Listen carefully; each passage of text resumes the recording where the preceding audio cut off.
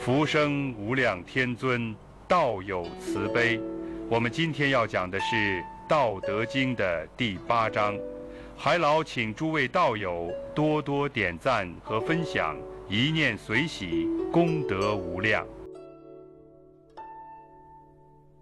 在中国古代哲学体系中，老子提出的道是一种高度抽象而又极具包容力的存在，它既是宇宙的本体，又是万物运行的法则。在通本版《道德经》的第8章中，老子借水这一意象继续深入展开他对上善境界的描述，并藉此向我们揭示了道的具象化的体现方式。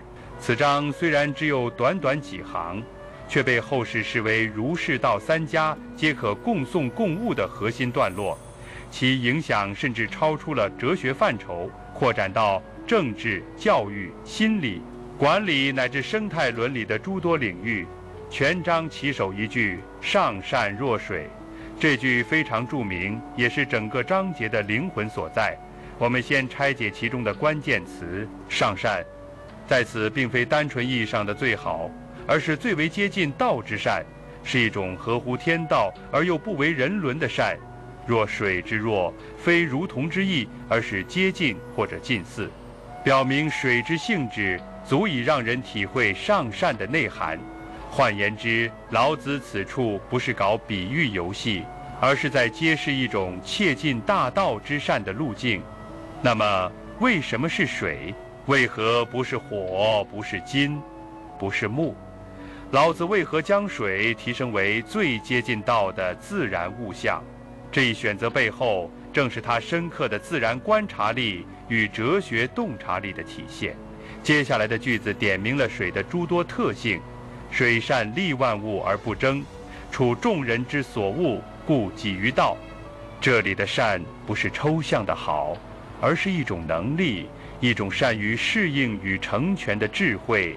利万物而不争可视，为对水之本性的精准描述。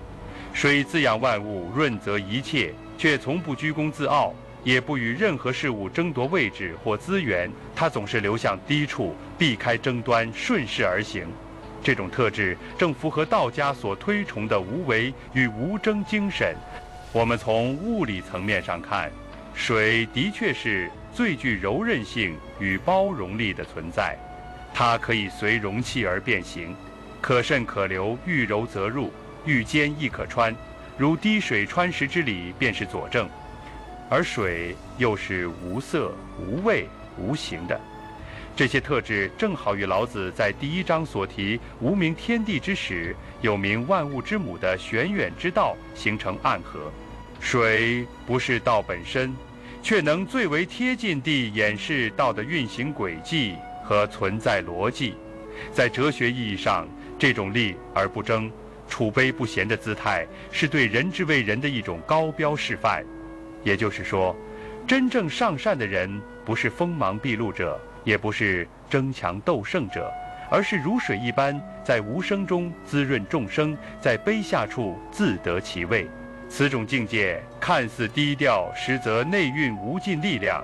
这是一种以柔克刚、以静制动的智慧体现。接着，老子列举了7个方面的善：居善曰，与善人，言善信，正善治，事善能，动善时。这7句每一句都围绕一个基本的结构，在某个特定的方面如何达到善。这些善不是道德说教式的做好人，而是如何在日常生活中用最合乎道的方式去应对各种具体场景。我们逐一分析。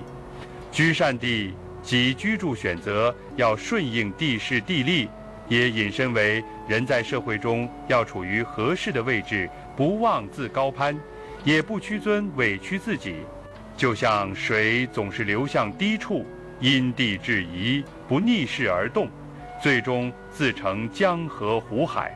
对于一个人而言，若能安于本分，又不失灵动弹性，才是真正的居善地。心善渊，即内心要如深渊一般沉静深厚，不浮躁，不轻举。这里的渊不是危险之意，而是寓意深而不测。一个人内心若如静水深流，不为外界所扰，才能处事不惊，定力自持。这与庄子后来的心斋观念是一脉相承的，与善人讲的是待人接物之道。这里的人虽是儒家术语，但老子并不排斥，只是将其视作一种自然流露的善意，而非强加于人的道德负担。真正的善人并非刻意为之，而是出于自性。与人交往中，以包容、体贴、宽厚为先，而非计较、攻讦、取胜为念。言善信，这并非简单的说话要讲信用，而是言语中要有真实与诚意。信者不虚假，不浮夸，不夸口。这对今天信息泛滥、人心浮躁的语境下，依然极具现实意义。一个人的言辞是否可信，并不只是逻辑与技巧，更在于内心的真实与态度的诚信。正善治此句非常关键，它将延伸到了政治治理层面。治理国家的最高境界，不是强制命令或繁琐制度，而是如水一般善治，润物细无声，调和百姓情绪，引导自然运行。真正高明的治理者是无为而治的践行者，让人们居其所，安其分，而非用力过猛地塑造秩序。事善能即做事要有能力，也要懂得取势借力，这与无为并不矛盾。无为不等于什么都不做，而是在恰当时机用最合适的方法做最必要的事情。真正善能者往往事半功倍，关键在于他是否体察时机，顺应规律。动善时是整段的收尾之笔，同时也是对前6善的总括。这句话强调动的时机选择要符合天时人和，动不仅仅指行动本身，更是对一切变化的感知与反应方式。水不急流，不冲突，总是等待、感应、调整，然后流动，这正是善时的智慧。综上所述，这7善构成了一幅完整的道之生活图景，从个体到社会，从内心到政事，从待人到处事，处处体现水之德，也即道之化。而这一切的核心，最终归于最后一句总结性语句：夫唯不争，故无尤。整章的核心义理在此处得以显现，因为不争，所以无怨无尤。这不仅仅是逻辑推理，而是老子对万物运行秩序的体察所得。争者必有输赢，输者生尤，若不争，自然无尤。这句看似简单，实则道出了无数人事纷争之根源。一切纠纷大多源于争夺，人与人、人与物、国与国，甚至心与心之间，皆如此。